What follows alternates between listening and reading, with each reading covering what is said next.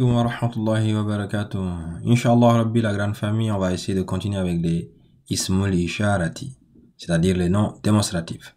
Donc on avait vu le premier qui est hadha et qui est pour les choses qui sont masculins, singuliers et qui sont proches.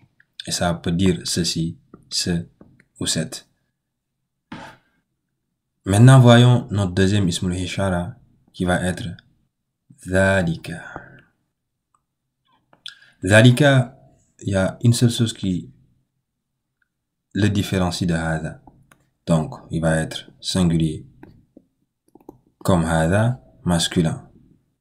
Comme hadha, mais à la différence de hadha, ça va être utilisé pour les choses éloignées. Allons-y directement à un exemple. Regardons cette photo. Ici, on a une mosquée. Ici, on a une maison. Et vous pouvez bien voir que, en tout cas en partant de la droite vers la gauche, que la maison est éloignée de la mosquée. Donc, si on devrait les démontrer, qu'est-ce qu'on allait dire? C'est très simple. Pour la maison qui est proche, on utilise hadha. Et pour la mosquée, excusez-moi, qui est proche, on utilise hadha. Et pour la maison qui est éloignée, on utilise dhalika. C'est pour cela qu'ici on a hadha masjidun et ici on a wa dhalika baytun.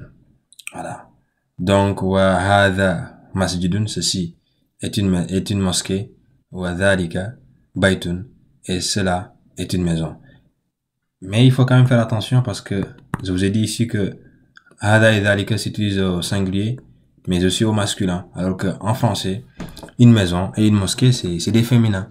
Oui, c'est normal parce que l'arabe et le français ne sont pas les mêmes. Un féminin en arabe n'est pas forcément un féminin en français. Et ici, dans ce cas de figure, bien vrai qu'en français, ces deux choses sont au féminin, mais en arabe, c'est au masculin. Masjid et bait. Voilà, donc je pense qu'on va s'arrêter là pour que la vidéo ne soit pas longue. Voilà, si vous avez des commentaires, des rectifications, n'hésitez pas en commentaire. En attendant, prenez bien soin de vous. Et à très bientôt, Inch'Allah Rabbi.